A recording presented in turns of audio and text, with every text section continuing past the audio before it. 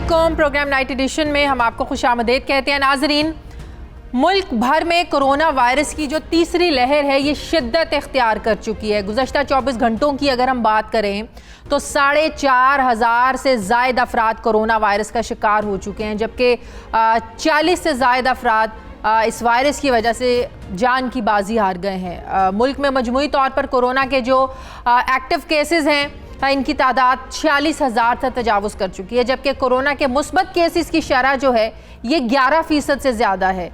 Corona virus की इस बिगड़ती हुई सूरत हाल में सबसे ज़्यादा जो अलार्मिंग बात है, जो तशवीशनाक बात है, वो ये है कि अब तक मुल्क में 10 साल तक की उम्र के 20,000 से ज़ायद बच्चे और बच्चियाँ अभी अब इस कोरोना वायरस से मुतासिर हो गए हैं, जबकि 17 बच्चों की अमवात भी वाक़ हुई हैं। वज़ीर आला पंजाब उस्मान मुज़दार के मुताबिक लाहौर में इस वक्त कोरोना वायरस के जो मुस्बत केसेस हैं इनकी शरह 21% है। कोरोना केसेस की वजह से जो हॉस्पिटल्स हैं अब ये तेज़ी से भर रहे हैं और हेल्थ सिस्टम जो है अब ये दबाव का शिकार होना शुरू हो गया है। इंसदादे कोरोना कमेटी के इजलास के बाद मीडिया ब्रीफिंग के दौरान वज़ीर आला पंजाब ने बताया कि 1 अप्रैल से शादी समेत हर किस्म के इंडोर और आउटडोर जो तकरीबात हैं इन पर पाबंदी लगाने का फ़ैसला किया गया और जिन इलाकों में मुस्बत केसेस की शरह 12% से ज़्यादा होगी वहाँ लॉकडाउन का फ़ैसला किया गया है। 11 अप्रैल तक जो लॉकडाउन है ये बरकरार रहेगा और फिर 7 रोज़ के बाद सूरत हाल का दोबारा जायज़ा लेकर कुछ नए फ़ैसले किए जाएंगे। वज़ीर आला पंजाब के मुताबिक सूबे की जो तमाम पार्क्स हैं, तफरीही मकामात और हर किस्म के इज्तिमात पर मुकम्मल पाबंदी होगी। पंजाब हुकूमत ने कोरोना के जो बढ़ते हुए केसेस हैं इसके पेश नज़र लाहौर में मेट्रो और ऑरेंज लाइन ट्रेन भी बंद करने का फ़ैसला किया है। अब एक तरफ वज़ीर आला पंजाब मौसर लॉकडाउन का नफाज करने की बात कर रहे हैं तो दूसरी तरफ वज़ीर आज़म ये समझते हैं कि कोरोना वायरस की तीसरी लहर पहली और जो दूसरी लहर थी इससे ज़्यादा ख़तरनाक है। अवाम तीसरी लहर में बहुत ज़्यादा एहतियात करें, मास्क पहने। वज़ीर आज़म के मुताबिक हम मुकम्मल लॉकडाउन तो नहीं कर सकते क्योंकि हमारे पास इतने वसाइल नहीं हैं कि कोरोना के दौरान लोगों को बंद करें, लोगों को घर घर जो है वो खाना दें, सहूलियात फराहम करें। अब अगर कोरोना वैक्सीन की हम सूरत हाल की बात करें तो वज़ीर आज़म ये कहते हैं कि कोरोना वैक्सीन की दुनिया में कमी हो गई है। वैक्सीन से मुतालिक जो हमें दुनिया ने कहा था वो भी अब हमें नहीं मिल पा रही है। जो मुल्क कोरोना वैक्सीन बनाते हैं उधर भी कोरोना वैक्सीन की जो कमी है ये होना शुरू हो गई है। अब सवाल ये है कि हुकूमत को कोरोना वैक्सीन की फराहमी के लिए क्या इक़दाम करना होंगे। ये भी सवाल अहम है कि पंजाब हुकूमत की मौसर लॉकडाउन की पॉलिसी के मौशी सरगर्मियों पर क्या असरात होंगे। ये भी अहम सवाल उठाया जा रहा है कि क्या अवाम के साथ साथ वज़ीर आज़म और वफाकी वज़रा ख़ुद कोरोना SOPs पर अमल दरामद करने के लिए क्या तैयार हैं या नहीं। जिस तरीके से वज़ीर आज़म साहब वज़रा को सामने बिठा के कोरोना का शिकार हैं उसके बावजूद वो इजलास कर रहे हैं, मीटिंग्स कर रहे हैं, उसके बाद आवाम को क्या मैसेजेस जा रहे हैं, क्या पैगाम आप दे रहे हैं कि कोरोना पर के जो SOPs हैं इस पर अमल दरामद करना कितना ज़रूरी है। आवाम आपके मैसेज को कितना संजीदा लेंगे आपके इस एक्ट के बाद। मैं बात करूँगी, मुझे ज्वाइन कर रहे हैं वफाकी वज़ीर बराए मनसूबा बंदी NCOC के सरबराह असद उमर साहब। अस्सलाम वालेकुम, बहुत बहुत शुक्रिया असद उमर साहब आपका। असद उमर साहब, इसमें कोई शक नहीं है कि जो कोरोना की तीसरी वेव है ये बड़ी वर्स्ट है। हस्पतालों पर बहुत ज़्यादा प्रेशर पड़ना शुरू हो गया है, बोझ बढ़ना शुरू हो गया है। तो क्या ये जो हस्पतालों में जो ऑलरेडी दूसरे मरीज़ हैं, अब तो आप लोग मुख्तलिफ वार्ड्स को भी मुख्तस किया जा रहा है ना कोरोना पेशेंट्स के लिए, आप नहीं समझते इससे दूसरे पेशेंट्स जो हैं वो बहुत ज़्यादा मुतासिर होंगे, हस्पताल आएंगे, जगह नहीं मिलेगी। तो हुकूमत ने जो पहले किया था मुख्तलिफ जगहों पर क्वारंटीन सेंटर्स को बनाया था कि जो कोरोना का शिकार हैं वो वहाँ चले जाएं, जो अपने घर में क्वारंटीन हो सकते हैं वो घरों में क्वारंटीन हो जाएं। क्या हुकूमत वो पॉलिसी दोबारा नहीं लेकर आ सकती? क्योंकि बहुत से मरीज शिकायत कर रहे हैं कि हम अस्पतालों में जाते हैं, हमें कोई पूछने वाला नहीं है, ट्रीट करने वाला नहीं है, वो कहते हैं नहीं भी हम यहाँ पे आपको एडमिट नहीं कर सकते, यहाँ कोरोना पेशेंट्स बहुत ज़्यादा हैं। जी, ये आज की सुबह जो NCOC मीटिंग थी उसके अंदर भी यही बात डिस्कस हुई थी। ये सूबाई हुकूमतें करती हैं, वो जो है फील्ड हॉस्पिटल्स उन्होंने पहले बनाए थे और आज ही NCOC की मीटिंग के अंदर ये डिस्कस भी हुआ और ये सूबों को ये कहा भी गया है कि वो अपने अपने जो हैं वो स्पेशलाइज्ड यूनिट जो हैं उसको बनाए। इसी तरीके से इस्लामाबाद के अंदर IHITC जो लास्ट ईयर बनाया गया था, पिछले साल बना था, स्पेशलाइज्ड इसी के लिए डेडिकेट किया हुआ है, तो वहाँ पर भी हमने कैपेसिटी बढ़ाई है। ऑलरेडी इस हफ्ते बढ़ गई है और अगले हफ्ते मजीद बढ़ने वाली है। तो ये आप बिल्कुल दुरुस्त कह रहे हैं कि ये बहुत ज़रूरी है और हमारा भी यही ख्याल है कि जो ख़ास तौर पे वो शहर, बड़े शहर जहाँ पे ज़्यादा प्रेशर आ रहा है, वहाँ पे स्पेशलाइज्ड फैसिलिटीज़ की ज़रूरत है, फील्ड हॉस्पिटल्स की ज़रूरत है, ताकि जो नॉर्मल अस्पतालों का लोड है वो मैनेज किया जा सके। और स्पेशली वो घर, आपको पता है हमारी बहुत सी आबादी है कि कमरे में 6-6, 7-7 लोग रहते हैं, तो वहाँ पर तो ज़ाहिर है क्वारंटीन नहीं हुआ जा सकता। प्राइम मिनिस्टर साहब की भी शुरू में यही सोच थी। तो उन लोगों के लिए बहुत ज़्यादा ज़रूरी है कि क्वारंटीन सेंटर्स बने और वो वहाँ जाकर जो है ना वो रहें, ताकि दूसरे लोग जो हैं वो इफ़ेक्ट ना हो। अच्छा, क्या ये बात दुरुस्त है कि इस्लामाबाद में जो हेल्थ केयर वर्कर्स हैं उनकी रजिस्ट्रेशन जो वैक्सीन की है उसको रोका जा रहा है?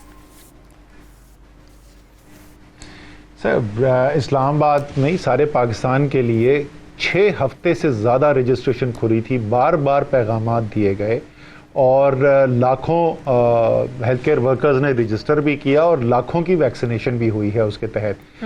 लेकिन उसके बाद उसको अब्यूज़ किया जा रहा था, उस फैसिलिटी को मिसयूज़ किया जा रहा था और वो लोग जिनका कोई हेल्थ वर्क से ताल्लुक़ नहीं है वो भी उस विंडो को इस्तेमाल करके उन्होंने अपनी वैक्सीनेशन शुरू करवाई भी थी, इसलिए उसको रोक दिया गया है। इसका मतलब ये नहीं कि हेल्थ केयर वर्कर अब रजिस्टर नहीं हो सकता, लेकिन अब जो है वो जिस उम्र के हैं वो बाकी पाकिस्तानियों की तरह जो उनकी उम्र होगी उसी के मुताबिक ये चलेगा। अच्छा, बिल्कुल आप सही कह रहे हैं कि आज आपने शायद टीवी पर एक फुटेज चल रही थी तारिक बशीर चीमा को लेकर, आपके इत्तेहादी हैं, उनकी फैमिली ने, पूरी फैमिली ने जो है ना वो वैक्सीनेशन लगवाई है। तो बड़ा ये मामला चल रहा था, भाई हम तो एक पाकिस्तान की बात करते हैं, यहाँ तो जो असर रसूख रखते हैं वो लोग तो वैक्सीन लगवाना भी शुरू हो गए, आम आवाम का क्या कसूर है?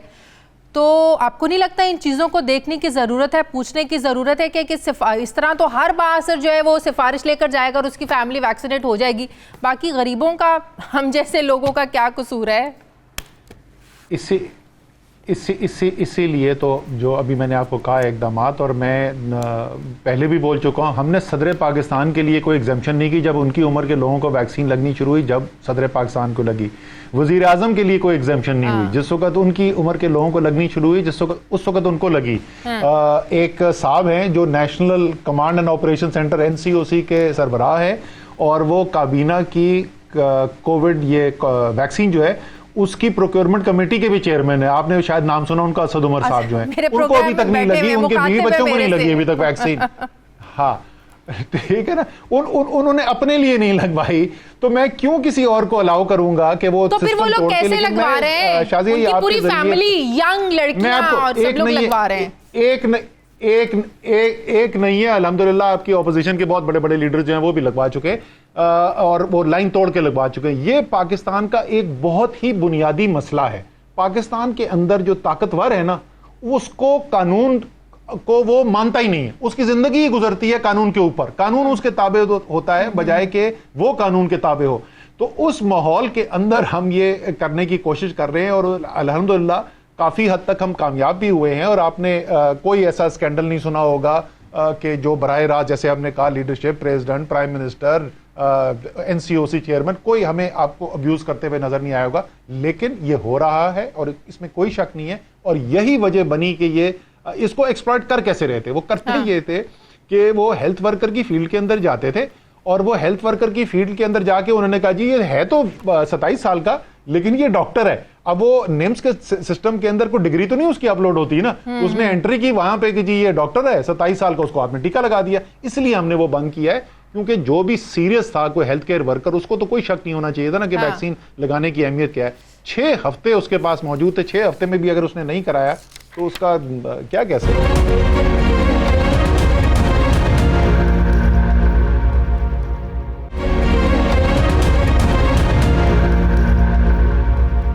असद उमर साहब, ये कीमतों का तयन, ये मामला क्यों हल नहीं हो पा रहा है?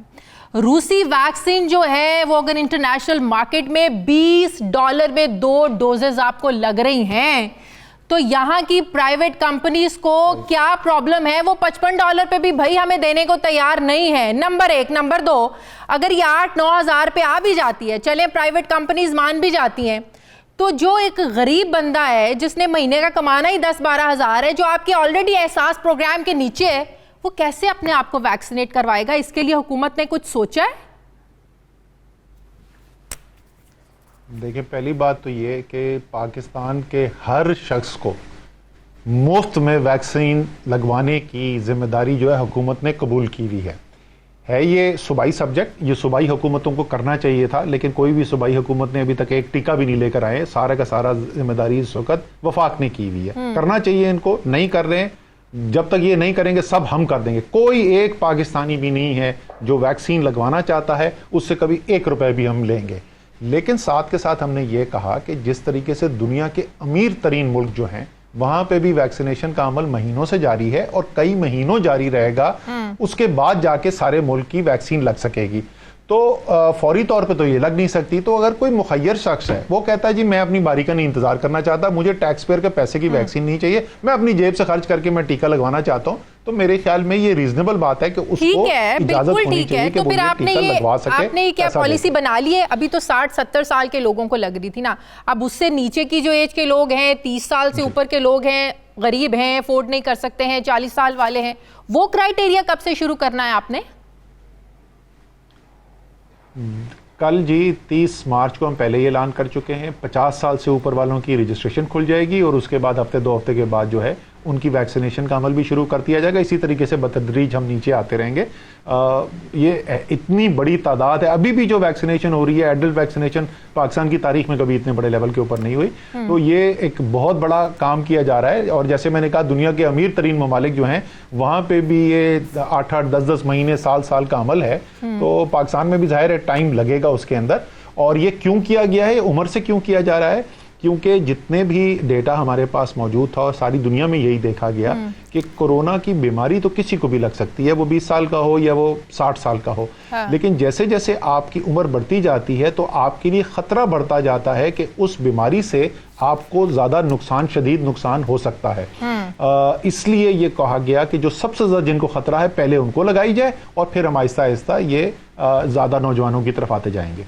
तो आपको पता है बच्चों में भी केसेस जो है ना वो बढ़ना शुरू हो गया और बच्चों की जो इम्यूनिटी पावर होती है वो ज़ाहिर है वो भी कम होती है।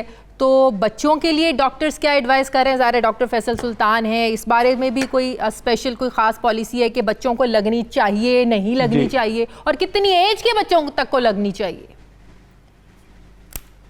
अभी तक जो इंटरनेशनल प्रोटोकॉल है जी वो 18 साल से ऊपर के नौजवानों को वैक्सीनेशन एडवाइस की गई है। लेकिन ये बात हो रही है क्योंकि अब जो नई वेरिएंट्स आए हैं वो बच्चों के अंदर भी स्प्रेड कर रहे हैं। डिस्कशन हो रही है, लेकिन अभी तक का जो कानून जो है, जो हेल्थ केयर एक्सपर्ट्स की एडवाइस है, वो यही है कि 18 साल से ऊपर के लोगों को वैक्सीनेशन की जाए। सही।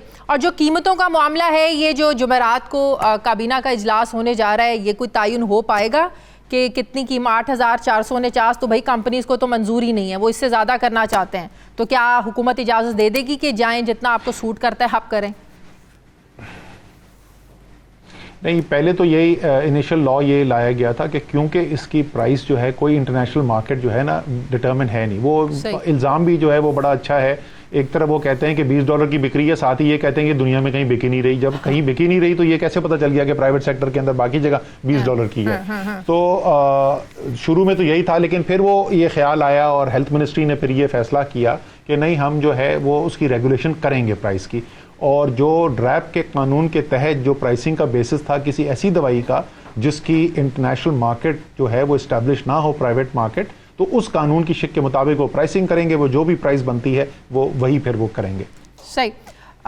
कोरोना से रिलेटेड आखिरी सवाल, इसके बाद कुछ पॉलिटिकल सवाल भी मुझे आपसे करने हैं। प्राइम मिनिस्टर साहब ने कोरोना में होते हुए जो मीटिंग्स बुलाई, गलत इकदाम किया उन्होंने? नहीं करना चाहिए था। उन्होंने अपनी तरफ से वो बहुत डिस्टेंस 20-20, 25-25 फुट दूर लोग बैठे हुए थे और वो मास्क भी उन्होंने पहने हुए थे और सुनाए कमरे में खिड़की भी खुली हुई थी। लेकिन वैसे भी अवॉइड करना चाहिए, खासतौर पर वज़ीर आज़म होते हुए ना करते तो बेहतर था। अच्छा, बिल्कुल। इसका मतलब बिल्कुल सबको यही लगता है कि उन्होंने गलत किया, जो मैसेज गया वो बड़ा गलत गया। अब मुझे कुछ 2-4 पॉलिटिकल सवाल करने हैं, मेरे साथ रहें। छोटी सी मुझे ब्रेक लेनी है, वक्फे के बाद।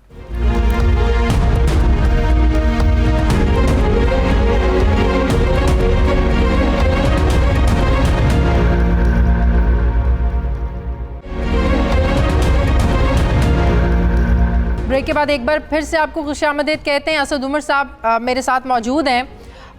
नाज़रीन, हुकूमत को गिराने के ख्वाब देखने वाली जो अपोजिशन है ये अपने ही इख्तलाफात से अब गिर रही है। मरीम नवाज़ के नज़दीक तो पीपल्स पार्टी हुकूमती ग्रुप का हिस्सा बन चुकी है, मगर लीगी क़यादत के जज्बाती रद्द-ए-अमल पर बिलावल भुट्टो ने उन्हें पानी पीने और हौसला रखने का मशवरा दिया। बिलावल भुट्टो के नज़दीक उनकी जमात के लोगों को ऐसा महसूस हुआ कि पीपल्स पार्टी को दीवार से लगाया जा रहा है। वो कैसे अपनी जमात के लोगों से कहते कि आप यूसुफ रज़ा गिलानी को वोट ना दें और नून लीग के आज़म नज़ीर तारड़ को वोट दें, जो कि एक मतनाज़ उम्मीदवार थे। अपोजिशन लीडर के ओहदे के लिए हुकूमती सैनेटर्स की हिमायत के हवाले से बिलावल ये कहते हैं कि अगर हुकूमती बेंचेस से उठकर लोग अपोजिशन बेंचेस पर बैठ रहे हैं तो हमें इसे सराहना चाहिए। हम हुकूमती लोगों को तोड़कर ही इस कठपुतली हुकूमत के खिलाफ पार्लियामेंट में जद्दोजहद कर सकते हैं। बिलावल तो मरीम नवाज़ की तनकीद का जवाब देने के लिए तैयार नहीं है, मगर वो ये जानते हैं कि सेलेक्टेड का लफ्ज़ किस पर इस्तेमाल करना है और किस पर नहीं करना। अब पीपल्स पार्टी की क़यादत तो पंजाब में इन हाउस तब्दीली चाहती है, मगर मुस्लिम लीग नून की क़यादत को पंजाब में इन हाउस तब्दीली का फ़ैसला कबूल नहीं है। अब एक तरफ जहाँ मुस्लिम लीग नून और पीपल्स पार्टी के दरमियान फासले बढ़ रहे हैं, तो वही हुकूमत इस बात पर खुश है कि पीडीएम की क़यादत हुकूमत को अब गिराने के लिए संजीदा नहीं है। मगर नाक़दीन के नज़दीक हुकूमत को जो असल ख़तरा है अपोजिशन की बजाय बढ़ती हुई महंगाई से है, अपनी पॉलिसी से है, अपने इक़दामात से है। अब सवाल ये है कि क्या हुकूमत की मौशी पॉलिसियाँ जो हैं ये पीडीएम की तहरीक को एक बार फिर से मजबूत कर सकती हैं। ये भी अहम सवाल है कि क्या पीपल्स पार्टी और मुस्लिम लीग नून पीडीएम के प्लेटफॉर्म पर मज़ीद इकट्ठे चल सकते हैं, या ये समझा जाए कि बिल्कुल राहें जुदा जुदा हो गई हैं। ये भी अहम सवाल है कि क्या पीपल्स पार्टी और हुकूमत करीब आ सकते हैं। आज हमने देखा कौमी असम्बली के इजलास में किस कदर गर्मा गर्मी हुई, जो ऑर्डिनेंसेस जारी किए जा रहे हैं, टैक्स कवानीन तरमीमी ऑर्डिनेंस, फिर नेपरा एक्ट तरमीमी ऑर्डिनेंस और स्टेट बैंक से मुतालिक जो तरमीमी ऑर्डिनेंस है, इसको अपोजिशन कह रही है कि हुकूमत वापस ले। लेकिन आज बाबर अवान साहब ने बड़ी वजूहात बताई अब आईनी किताब को हाथ में पकड़ कर। इस पर मैं बात करूँगी कि हुकूमत जो है क्या ये मज़ीद जो 2.5 साल ये ऑर्डिनेंस पर ही चलती रहेगी या मामलात को पार्लियामेंट में लाने को तरजीह देगी।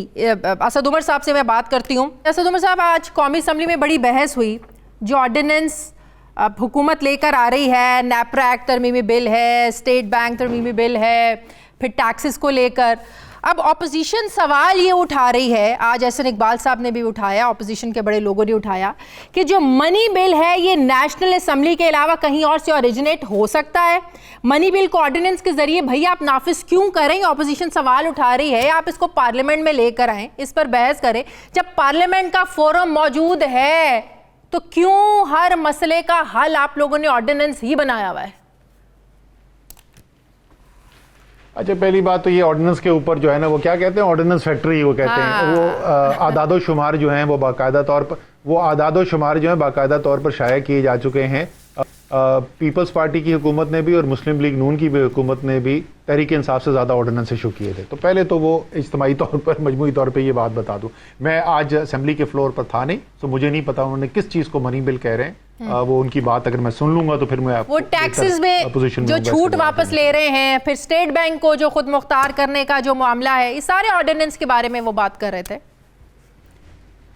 नहीं, स्टेट बैंक की खुद मुख्तारी वाले को तो बिल्कुल भी मनी बिल नहीं है, उसको उन्होंने मनी बिल कैसे बना दिया मेरी समझ से बाहर है। लेकिन to be fair to him, मैंने उनको कोई टैक्स बदल दिए वो पता नहीं। टैक्स में जो छूट को वापस लिया है, मैं एज आई सेड कि मैं वो शायद थोड़ी ज्यादती हो जाएगी एहसन इकबाल के साथ, मैं उनकी पूरी बात सही तरीके से समझ लूं, फिर मैं उसका जवाब दूं तो बेहतर होगा। लेकिन चले, अगर मैं आपसे ये सवाल पूछूं कि हुकूमत मामलात को पार्लियामेंट में लाने की बजाय ऑर्डिनेंस के जरिए उसको नाफिज करने पर तरजीह क्यों देती है, तो इस पर आपका जवाब क्या होगा? यही तो बात ऑपोजिशन कर रही है।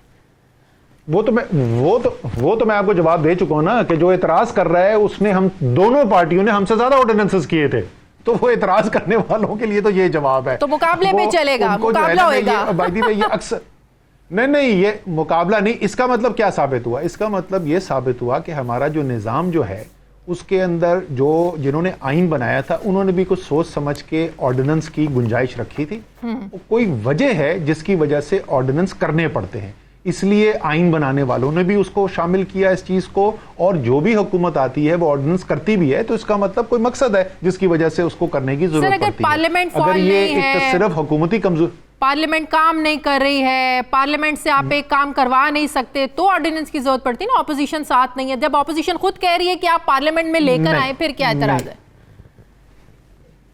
नहीं, ऐसा है नहीं, क्योंकि जो अगर पार्लियामेंट नहीं उसको अप्रूव करती ना, तो वो ऑर्डिनेंस जो है वो वैसे ही लैप्स हो जाता है, तो वो तो कानून बन ही नहीं सकता, वो तो सिर्फ टेम्परेरी एक चीज बनती है। हाँ, कुछ अगर आपने उसको कानून बनाना है तो आपने असेंबली से पास करवाना है। हाँ। वो तो सिर्फ चंद महीने उससे मिल सकते हैं, तो उसका कोई हो सकता है प्रोसीजरल रीजन हो सकता है कि आपने ऑर्डिनेंस लेके काम शुरू कर दिया, लेकिन कानून और बहुत सारे बिल हम पास करा चुके हैं, इसी कौमी असेंबली से हम पास करा चुके हैं बिल। फैटफ से रिलेटेड बिल जिनकी इतनी शदीद मुखालफत की थी ऑपोजिशन ने, वो हमने इसी असेंबली से पास कराए। उससे पहले कई ऐसे बिल थे जो ऑपोजिशन के साथ मिलकर और बाहमी मुशावरत के साथ बिल बने और वो पास किए गए असेंबली से। तो कानून साजी तो असेंबली के अंदर हो रही है। सही। अच्छा, जो स्टेट बैंक को खुद मुख्तार बनाने की जो बात है, इस पर भी बड़ी तनकीद हो रही है कि IMF के हवाले करना चाह रहे हैं आप लोग, जो है ना वो करने जा रहे हैं, कोई पूछगछ करने वाला नहीं होगा, कोई अब कोई भी इदारा जो है ना वो सवाल पूछने वाला नहीं होगा, इवन वज़ीर आज़म साहब मुदाखलत नहीं कर सकेंगे, IMF का कंट्रोल होगा, IMF उसके ज़रिए अपनी पॉलिसीज़ जो है ना वो लागू करेगा। तो किस हद तक आप समझते हैं कि ये दुरुस्त फैसला है स्टेट बैंक को जो है ना वो खुद मुख्तार करने का ऑर्डिनेंस के ज़रिए भी? देखिए, जो स्टेट बैंक को या किसी भी मुल्क के जो मरकजी बैंक होता है, सेंट्रल बैंक होता है, उसको ज़्यादा ऑटोनॉमी देना, खुद मुख्तारी देना जो है वो एक अच्छी चीज़ होती है। और तमाम दुनिया का तजुर्बा ये रहा है कि जितना स्टेट बैंक जो है वो ज़्यादा ऑटोनमस होता है तो उसके मुल्क की मईशत के लिए और इसलिए उसके अवाम के लिए दूररस जो है वो बेहतरी होती है। लेकिन ये बड़ा फैसला है। हाँ। और इस खुद मुख्तारी को, ये जो मैंने एक उमूमी आपके सामने एक उसूल रखा है, इसकी जब तशरीह करते हैं कानून साजी के अंदर तो उस पर बहस हो सकती है। हाँ। उसके अंदर ये मुमकिन है कि इसको इस तरीके से नहीं, इस तरीके से किया जाए। जाहिर है ये एक अच्छा कानून तो नहीं होगा कि कोई किसी का जवाबदेही ना हो, इतनी अहम चीज़ हो रही है और किसी को भी जवाबदेह ना हो। और भी उसके अंदर चीज़ें हैं। लोगों ने ये भी सवाल उठाया है कि क्या इन्फ्लेशन टारगेटिंग जो है वो बेहतरीन तरीका है, ये जैसे पहले जो है वो ट्विन ऑब्जेक्टिव्स के साथ चलते थे वो बेहतर है। तो वो पार्लियामेंट के फ्लोर पे जाएगा। मैं 2-3 प्रोग्राम्स में पहले कह चुका हूँ कि फैजुल्लाह कमुका जो हैं वो फाइनेंस कमेटी के चेयर हैं। वहाँ पे फाइनेंस कमेटी में बड़े सीनियर लोग अपोजिशन के भी मौजूद हैं, मीडिया वहाँ पे मौजूद होता है। तो वो लोग तो आपस में बातचीत करेंगे, इसके ऊपर बहस ज़रूर होगी, लेकिन उसके अलावा उनको उनकी मीटिंग के अंदर बुलाना चाहिए जो मईशत के बड़े बड़े नाम हैं पाकिस्तान के, खासतौर पे मॉनेटरी पॉलिसी के जो एक्सपर्टीज रखते हैं, उनको बुलाएं, बहस करें और बड़े सोच समझ के इस कानून साजी को फाइनल किया जाए। इसमें कोई हर्ज नहीं है। तो ये हम नहीं कहेंगे कि बस ये जो आ गया ना यही हरफ आखिर, अब इसमें कोई तब्दीली नहीं होनी चाहिए। सही, इस पर बहस होगी। बिल्कुल सही। महंगाई क्यों इतनी होती जा रही है? अब महंगाई का जो जिन है ये बेकाबू होता जा रहा है। बिजली महंगी हो रही है, गैस महंगी हो रही है। आपको नहीं लगता इन 2.5 सालों में इतना बड़ा चैलेंज आप लोगों के लिए बन सकता है? आपको पता है पाकिस्तान पीपल्स पार्टी के दौर में बिजली का क्या हाल था और अगले आने वाले इलेक्शंस में अवाम ने उनका साथ नहीं दिया। नून लीग की पॉलिसीज़ की वजह से अगले आने वाले इलेक्शंस में जिसमें आप लोग सेलेक्ट हुए, आप लोग इलेक्ट हुए, उसमें साथ नहीं दिया। तो आपको नहीं लगता बहुत बड़ा भारी कीमत चुकानी पड़ सकती है आप लोगों को इस महंगाई की, असद उमर साहब? देखें, इसमें तो कोई शक ही नहीं, सबसे बड़ा चैलेंज तहरीक इंसाफ के लिए, इमरान खान साहब की हुकूमत के लिए है ही महंगाई। और उसकी एक बाकायदा एक जंग, अब मैं तो कहूँगा, चलती रही है। एक से ज़्यादा उसकी वजूहात हैं। जो लोग नहीं सुनना चाहते वो ये कि वो जो ज़ाहिर है जो खसारा जो आया उसकी वजह से रुपए की कदर क्यों गिरी, वो एक बहुत बड़ा उसकी वजह बनी, लेकिन वो वाहिद वजह नहीं है। उसके अलावा और भी वजूहात बनी। आजकल दुनिया की इंटरनेशनल मार्केट के अंदर कमोडिटीज़ जो हैं, अजनास जो हैं, उनकी कीमतें बढ़ रही हैं, वो आजकल एक वजह बन रही है। लेकिन बॉटम लाइन ये है कि अवाम को महंगाई के ऊपर काबू पाते हुए देखना है हुकूमत को, और अगर हुकूमत उसके अंदर कामयाब नहीं होती तो इसमें कोई शक ही नहीं है कि वो सियासी तौर पे नुकसान है। और ख़ास तौर पे इमरान खान जैसे जो उनकी सियासत, उनकी तो सियासत ही यही है कि मैंने अवाम की ज़िंदगी बेहतर करनी है। ख़ास तौर पे वो तबका जो कमज़ोर तबका है, मैंने उसको मुश्किल से बचाना है, तो उनकी हमारी सियासत के लिए तो तहरीक इंसाफ की सियासत के लिए तो मरकजियत है इस बात की, और इसीलिए इतना वज़ीर आज़म इसके ऊपर टाइम भी लगाते हैं। आपने पहले देखा था कि कुछ शरह में कमी भी हुई थी, खातिर खा कमी हुई थी अफरात ज़र के अंदर, वो अब पिछले 2-3 माह से दोबारा बढ़नी शुरू हो गई है, तो दोबारा से जाहिर है कि चैलेंज है और उसके ऊपर काबू पाना बहुत जरूरी है। हुकूमत कहती है कि हम काबू पाने की कोशिश कर रहे हैं, हम काबू पाएंगे, लेकिन फिर दूसरी तरफ हम देखते हैं कि जब बिजली को महंगे करने जैसे इकदाम फैसले जब हुकूमत खुद ही करेगी तो फिर कैसे इसको काबू करेंगे? आपको पता है बिजली महंगी होती है, हर चीज़ महंगी हो जाती है, पेट्रोलियम मसनूआत, पेट्रोल महंगा होता है, हर चीज़ महंगी हो जाती है। जब महंगाई करने वाले भी खुद, फिर दूसरी तरफ कहीं काबू करेंगे तो बड़ा अजीब सा लगता है ये। ऐसा है नहीं, सिर्फ उस चीज़ की वजह से नहीं हो रही, और पेट्रोल की कीमतें ऊपर भी गई हैं, पेट्रोल की कीमतें नीचे भी आई हैं, दोनों तरफ उसकी मूवमेंट होती रही है। अफरात ज़रिए तो मैं कोई मुस्तकबिल की बात नहीं कर रहा, आपके सामने आपने देखा कि अफरात ज़र जो है जो 13% पे पहुंची हुई थी, वो 13% से गिर के जो है वो 8% से भी नीचे आई, तकरीबन 7% के करीब आ गई। इसी तरीके से जो सेंसिटिव प्राइस इंडेक्स होता है, जो सबसे ज़्यादा आवाम की ज़िंदगी पे असरअंदाज होता है, अशिया खुर्दनूश जिसके अंदर ज़्यादा होती है, बिजली उसके अंदर होती है, वो 20% से तजावज़ कर गया था, वो वहाँ से गिर के 7-8% के ऊपर आया। हमने ये नहीं है कि कामयाबी हासिल होते हुए नहीं देखी इस इलाके में, लेकिन उसमें दोबारा, जैसे मैं कह रहा हूँ, पिछले 2 माह से दोबारा इजाफा होना शुरू हुआ है, और जाहिर है फिर दोबारा और काम करने की ज़रूरत है कि किस तरीके से इसके ऊपर काबू पाया जा सके। आखिरी सवाल, पीडीएम में लड़ाई हुकूमत के लिए कितना मुसरत का बाइस है? अच्छा जी, ये तो इनका आपस का मामला है। एक मुस्लिम लीग नून कहती है कि पीपल्स पार्टी ने हमें दगा दे दिया, पीपल्स पार्टी कहती है मुस्लिम लीग नून ने हमें दगा दे दिया।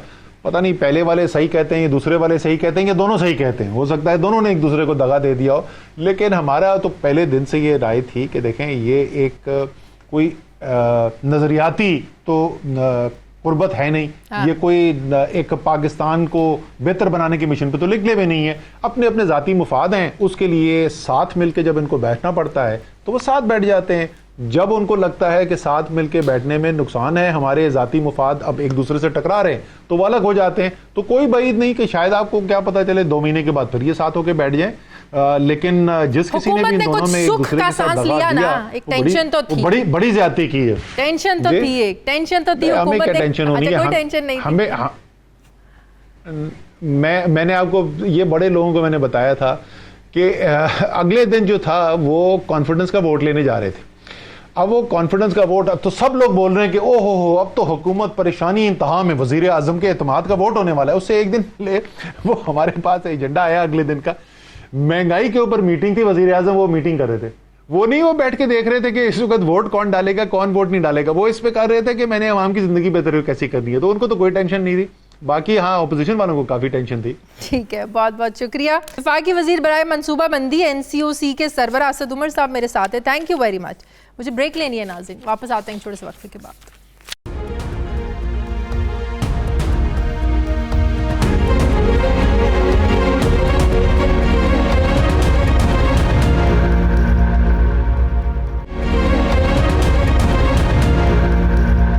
ब्रेक के बाद एक बार फिर से आपको खुशामदीद कहते हैं। सीनियर सहाफ़ी तज्ज़ियाकार सलीम साफ़ी साहब ने मुझे ज्वाइन किया। अस्सलाम वालेकुम, बहुत बहुत शुक्रिया साफ़ी साहब आपका। साफ़ी साहब, जब ये पीडीएम बनी, तमाम जमातों ने कहा कि हमारा जो इत्तेहाद है ये इस हुकूमत के ख़िलाफ़ है, ये सेलेक्टेड हुकूमत है, हमने इसको घर भेजना है, हमें इक़्तिदार नहीं चाहिए, हमें ओहदे नहीं चाहिए। लेकिन हुआ कुछ ऐसे कि एक ओहदे के लिए, सेनेट के अपोजिशन लीडर के लिए 2 जमातों में ऐसी लड़ाई पड़ी कि मरियम नवाज़ को कहना पड़ गया छोटे से ओहदे के लिए आप लोगों ने बाप से वोट ले लिए, अगर ये ओहदा चाहिए था तो नवाज शरीफ से बात ही कर लेते। मतलब कि इस हद तक लड़ाइयाँ पहुँच चुकी हैं। आपको लगता है कि ये अगर अब दोनों जमातें अभी भी कहती हैं नहीं नहीं अभी भी जो पीडीएम है वो इसका इत्तेहाद बरकरार है, हम साथ लेकर चलना चाहते हैं, तो ये सिर्फ एक झूठ ही हो सकता है, सच्चाई इसमें अब नज़र नहीं आती है। आपको क्या मुस्तकबिल नज़र आता है इस पीडीएम का?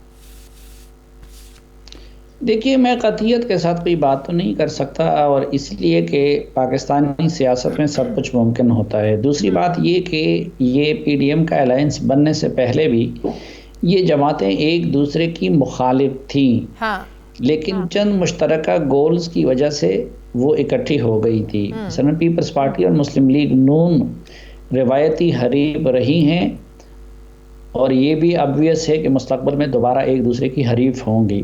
तो वो तो बुनियादी मकासद, एक तो अपनी अपनी मुश्किलात कम करना, या जो हुकूमत और मुश्तरका गोल्स क्या थे? अगर नून लीग की और मौलाना की बात करें, उनका तो मुश्तरका गोल ये नजर भी आता था कि वो वाकई इमरान खान को घर भेजना चाहते हैं, इसलिए वो इस्तीफे देने के लिए भी तैयार थे और लॉन्ग मार्च करने के लिए भी तैयार थे। इवन के दोनों जमातों ने, नून लीग ने और इन्होंने मौलाना ने पिंडी तक के लॉन्ग मार्च की भी बात की। अगर मुश्तरका लॉन्ग मार्च इनका ये एजेंडा था एक पीपल्स पार्टी का भी, फिर तो पीपल्स पार्टी को इस्तीफों से पीछे नहीं हटना चाहिए था, जिससे साबित यह हुआ कि मुश्तरका इनका कोई भी मकसद नहीं था। साफी साहब देखिए, एक मुश्तरका मकसद तो यही था कि ये सब जमातें हुकूमत और इस्टेब्लिशमेंट की तरफ से ज़ेरे अताब थी, तो उस अताब से अपने आप को बचाना था या उस हवाले से अपनी बारगेनिंग कुव्वत को बढ़ाना था। फिर दूसरे मरहले में मौजूदा सिस्टम को ख़त्म करना था, तो उसमें पीपल्स पार्टी और मुस्लिम लीग नून या बाकी जमातों का टारगेट मुख्तलिफ था, क्योंकि पीपल्स पार्टी को इमीडिएट इलेक्शन सूट नहीं करती और उसमें उनके मौजूदा जो सेटअप है उसमें अगर उनको सिंध हुकूमत रहने दिया जाता है तो ये सिस्टम उनको सूट करता है। और तीसरा मकसद ये था जो उन्होंने अपने उस आलामिया में बयान भी किया था, वो सियासत के अंदर इस्टेब्लिशमेंट के अमल दखल को कम करना था। तो वो भी सबका एक मुश्तरका मकसद है।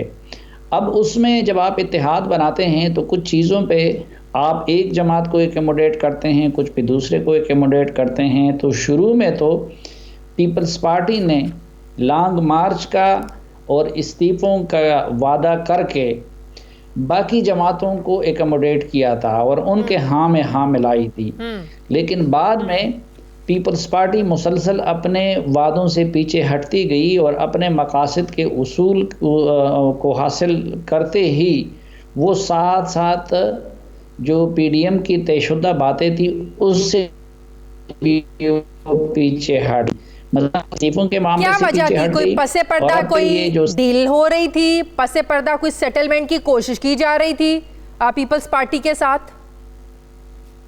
जाहिर बात है कि एक तो पीडीएम बनने से पहले ये इशारे मिल रहे थे कि सिंध की हुकूमत भी पीपल्स पार्टी से चीनी जा रही है। अब उसने ये गारंटी हासिल कर ली है कि सिंध की हुकूमत उससे नहीं चीनी जाएगी। दूसरा जो बड़ा मसला है वो जरदारी साहब और उनकी जमात का वो नैब के केसेस हैं। तो आपने देखा कि इस दौरान वो दोनों बहन भाई भी उसके बाद जेल नहीं गए और गिलानी साहब या राजा परवेज साहब ये सब लोग भी, सिर्फ एक खुर्शीद शाह साहब अभी उनके जेल में हैं। तो यहाँ पे भी हमें उनको रियायतें मिलती नज़र आती हैं। तो मॉरली उन्होंने अपनी पोजीशन तो बहुत ज़्यादा ख़राब मतलब कि आप कह रहे हैं कि पीपल्स पार्टी ने इस इत्तेहाद से फ़ायदा उठा लिया और बाकी पीडीएम की जमातों के साथ हाथ कर गए?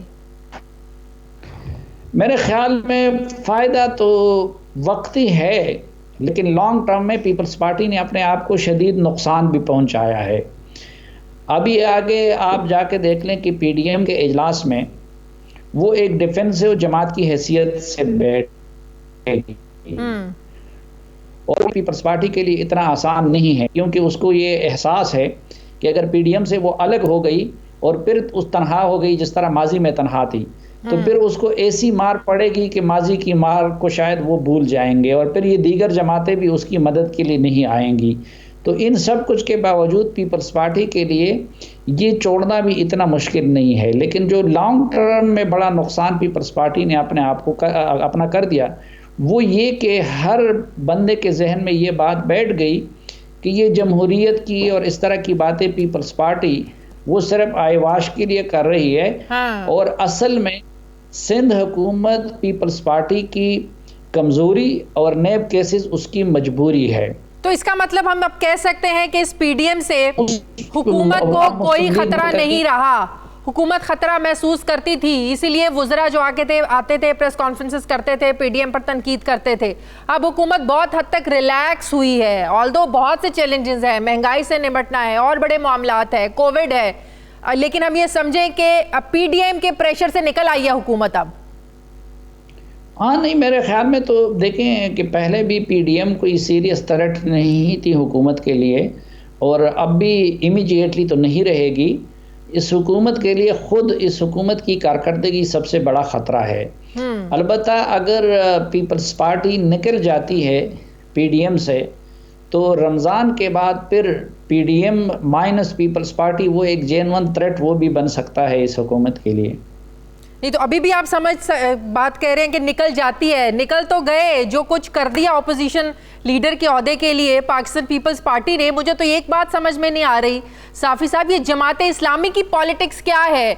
हुकूमत को भी इन्होंने क्रिटिसाइज करना है, पीडीएम पर भी इन्होंने क्रिटिसाइज किया, लेकिन बिलावल मिलने गए सिराजुल हक साहब से तो उन्होंने वोट दे दिया ऑपोजिशन लीडर के लिए सेनेट में गिलानी साहब को। ये जमात इस्लामी की पॉलिटिक्स क्या है?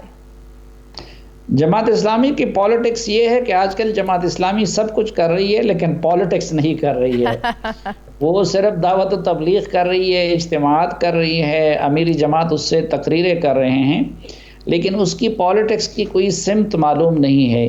एक तो इस वक्त ये एक अजीब उन्होंने फ़लसफ़ा लिया हुआ है कि इस वक्त ना वो हुकूमत के साथ है और ना मेजर अपोजिशन के साथ है। अब रिसेंट पास्ट में भी जमात इस्लामी ने बड़ी अजीब पॉलिटिक्स की कि पहले वो खैबर पख्तूनख्वा में पीटीआई के साथ हुकूमत में हिस्सेदार थी, लेकिन इलेक्शन आते वक्त उन्होंने मौलाना फजलुर रहमान साहब के साथ मुत्तहिदा मजलिस अमल का अहया किया। और फिर मौलाना की तरह उनको भी मार पड़ी। अब इलेक्शन के फ़ौरन बाद जमात इस्लामी ने एमएमए से अलाइदगी का ऐलान कर दिया और जमात इस्लामी ने फिर ये एक नैरेटिव अपनाया हुआ है कि जी ये जो अपोजिशन में जो लोग हैं ये पीडीएम और हुकूमत ये एक जैसे लोग हैं। अब हालांकि हुकूमत हुकूमत है और अपोजिशन अपोजिशन है। फिर ये कि हुकूमत इस्टेब्लिशमेंट की एक टूल है, जबकि अपोजिशन में अगर पीपल्स पार्टी के सिवा बाकी तो उस तरह इस्टेब्लिशमेंट के टूल का किरदार अदा नहीं करती। उनका रोल इस्टेब्लिशमेंट के असर को कम करना उनका मकसद है, तो इनको एक पड़े में डालना मुनासिब नहीं है। लेकिन उसके बाद फिर जाके कि अब उन्होंने जब कौमी असम्बली में जमात इस्लामी के वोट से असर पड़ सकता था हुकूमत के खिलाफ, तो जमात इस्लामी ने कहा कि हम तो गैर जानिबदार रहेंगे। फिर चेयरमैन सेनेट के इलेक्शन में भी उनके एक सेनेटर के वोट से बहुत फ़र्क पड़ सकता था और हुकूमत के खिलाफ उनका वोट इस्तेमाल हो सकता था, लेकिन वहाँ पे उन्होंने कहा कि हम गैर जानिबदार रहेंगे। लेकिन अब अपोजिशन लीडर के लिए जमात इस्लामी ने वो गैर जानिबदारी तर्क करके रज़ा रब्बानी साहब को वोट दे दिया, जो कि एक तरफ तो इस लिहाज से आप देखें तो जमात इस्लामी ने पीडीएम को भी सपोर्ट कर लिया, जिसको कल तक कहते थे कि ये एक जैसे हैं। इन अदर वर्ड्स पीडीएम को मान लिया। नहीं, वो जो गेम जो था गिलानी साहब को सपोर्ट करने का, जिस तरह बाप के लोगों ने उनको वोट दिया या दिलावर खान साहब ने उनको वोट दे दिया, तो वो गेम हुकूमत और इस्टेब्लिशमेंट का भी था। तो जमात इस्लामी ने तीसरे मरहले पे आके गैर जानिबदारी भी ख़त्म कर ली और पीडीएम को भी सपोर्ट किया, पीपल्स पार्टी को भी सपोर्ट किया और हुकूमत को भी सपोर्ट किया। तो इसलिए मैं कहता हूँ कि ये तो सियासत नहीं है। सही, बिल्कुल सही। बहुत बहुत शुक्रिया सीनियर साफ़ी तज्ज़ियाकार साफ़ी साहब मेरे साथ थे। नाज़रीन, हमारे प्रोग्राम का वक्त ख़त्म हो गया। फ़ीडबैक ज़रूर दीजिएगा। आप अपना ख्याल रखिएगा। मुझे इजाज़त दीजिए, मेरी आपसे मुलाकात होगी कल। अल्लाह हाफ़िज़।